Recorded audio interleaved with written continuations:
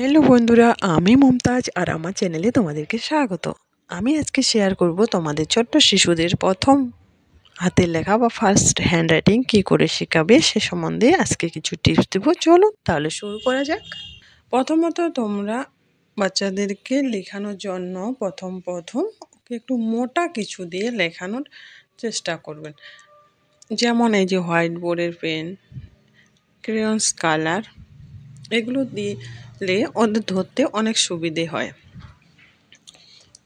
এবার যেটা করবেন, এরকম কিছু ড্র করে দিবেন। এটা আমি যেমন গভর্নমেন্টের যে প্রি প্রাইমারির বুকটা থাকে সেটাই নিয়েছি। এই ড্র করার জায়গাগুলোতে ওকে কালার করতে বলবেন। কালার করতে চায় না এরকম কোনো শিশু নেই যারা কালার করতে ভালোবাসে না।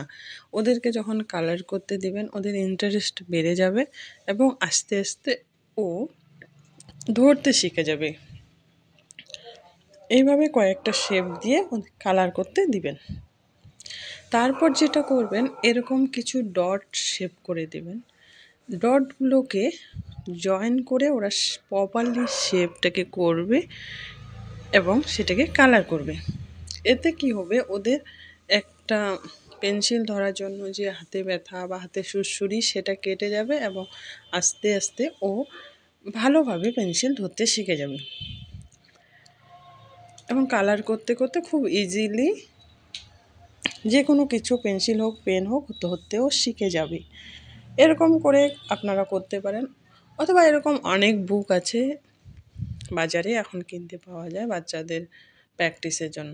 তারপর যেটা করতে হবে, এবার ওকে পেন্সিল এবং কপি দিয়ে দিতে হবে। এর মধ্যে ইচ্ছা মতো ও কোনো কিছু আঁকবে। যেমন একটু প্রথমত করানোর চেষ্টা করবেন কার্ভ লাইন, সার্কেল। সেটা যদি করতে না চায় সার্কেলটাকে ফুল এঁকে দেওয়া, এরকম কিছু দিয়ে ওকে ইন্টারেস্ট আনতে হবে। যা ইচ্ছা সে আঁকবে বা লিখবে। এবার আসতে হবে মেন বিষয়ে। এবার ওকে দিয়ে দিতে হবে পেন্সিল এবং কপি। এই কপিগুলো কিনে নেবেন, বড় বড় ব্লক করা থাকে। যেটা করবেন, এ বি বড় বড় শেপ করে লিখে দিবেন এবং এটাও বলে দিবেন যেন এই লাইনের বাইরে যেন তার লেখা না যায় বা আউটসাইড না করে। তাতে কি হবে, প্রথম থেকে ওর মাথায় এটা ঢুকে যাবে যে এই লেখাগুলোকে কোনো লাইনের বাইরে করা যাবে না। তাতে কি হবে, ওর হাতের লেখা পরবর্তীতে খুবই সুন্দর হবে এবং দেখতেও ভালো লাগবে। এটার উপরে ও বারবার প্র্যাকটিস করবে, মানে হাত ঘোরানো যাকে বলে। তারপরে সেকেন্ড টাইম যেটা হবে, ডট ডট করে দিতে হবে। এবার ডাইরেক্ট ABCD লেখে না দিয়ে এই যে ডট ডট করে দিতে হবে, যেমনটা ভিডিওতে দেখতে পাচ্ছেন। এরকম করে শেপ শেপ করে দিলে ও ওটার উপরে প্রথমত ওইটাকে জয়েন করে ABC এগুলোকে লিখবে। তারপরে ওইটার উপরেও ওরকম করে হাত ঘোরাবে, মানে প্র্যাকটিস করবে। এটা গেল 2 নাম্বার পয়েন্ট। এবার যেটা করতে হবে, ডটের পরিমাণগুলোকে কমিয়ে দিতে হবে। প্রথমবার যেটা করছি এ দেখাতে পুরোপুরি এটাকে লিখে দিয়ে তার উপর হাত ঘুরিয়েছে, তারপরে ডট ডট করে দিয়ে তার উপরে হাত ঘুরিয়েছে। তাতে কি হয়েছে, দুবারে এটা বেশ কয়েকদিন করাবেন। প্রথমটা যেমন লিখে দিয়ে হাত ঘোরানোটা, ওটা কয়েকদিন করার পর যখন ওটা অনেক সহজে করে দিতে পারবে, তারপরে সেকেন্ডটা ডট ডট করাটাকে দিয়ে দেবেন। তারপর ওইটাকে কয়েকদিন করানোর পরে তৃতীয় যেটা করবে, ডটের পরিমাণটাকে কমিয়ে দিতে হবে। আগে যেমন অনেকগুলো ডট দিয়ে মানে প্রপারলি ধরতে গেলে এটাকে বানিয়ে দিয়েছেন। এবার করতে হবে যে ডটের পরিমাণগুলো কমিয়ে দিয়ে একটু ফাঁকা ফাঁকা করে ডট দিতে হবে। এতদিনে নিশ্চয় AB শেপ ওর মাথায় অনেকটাই শেপ হয়ে যাবে। তারপর এরকম করে A to Z অল্প অল্প ডট করে করে করে করে প্র্যাকটিস করাবে।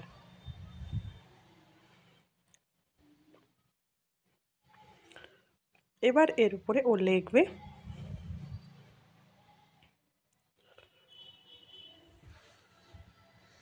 এটা কয়েকদিন করাতে হবে, যেমন 1 থেকে 2 সপ্তাহের মধ্যে বাচ্চারা এটা করে ফেলে।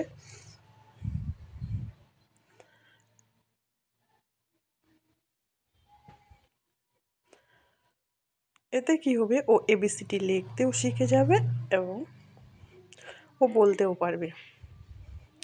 এবার যেটা করতে হবে, এবার শুধু যেমন এ 3টা ডট দিয়ে লিখতে দিতে হবে। এই যে এই ডটের সাথে জয়েন করে দিতে হবে, মাঝখানে মিলিয়ে দিবে। এরকম করে বি 4টা ডট দিয়ে করিয়ে দিতে হবে, মাঝখানে একটা দিয়ে তারপরে এইবারে বিটাকে লিখতে বলতে হবে। তারপর এরকম করে C D E F G Z পর্যন্ত কয়েকদিন করাতে হবে।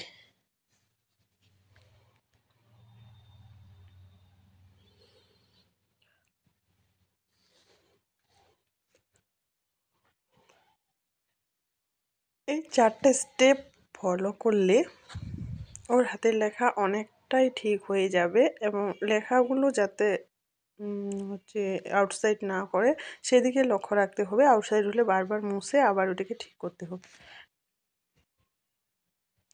কারণ একবারে ওকে ওটা বোঝাতে হবে যে এটা লাইনের বাইরে করা যাবে না। এবার দেখবেন যে ও এবিসিডি লিখতে পারতেছে। এবার ওর এবিসিডি যখন হয়ে গেল, এখন ওকে ইংলিশ যে খাতা থাকে, ইংলিশ কপি 4 লাইন্সের, সেটা সম্বন্ধে একটু ধারণা দিতে হবে। যেহেতু স্কুলে এবিসিডি ইংলিশ কপিতেই করানো হয়, এটা কেবলমাত্র লিখতে শেখানোর জন্য এই কপিটা ব্যবহার করবেন।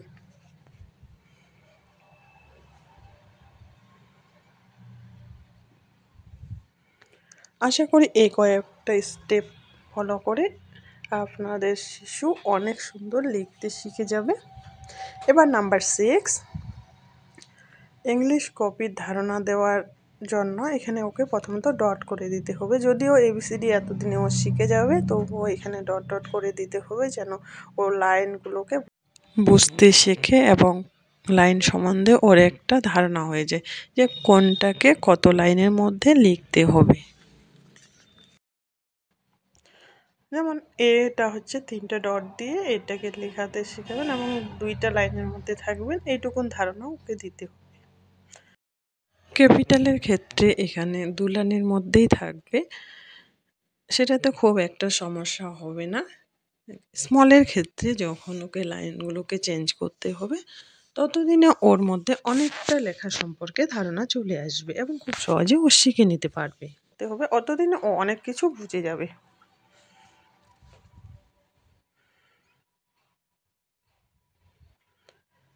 D A B C D এরকম করে যদি সে নিতে পারে তাহলে এইচ পর্যন্ত দিয়ে দিলেন, কিংবা 4টা করে লেখাতেও শেখাতে পারেন।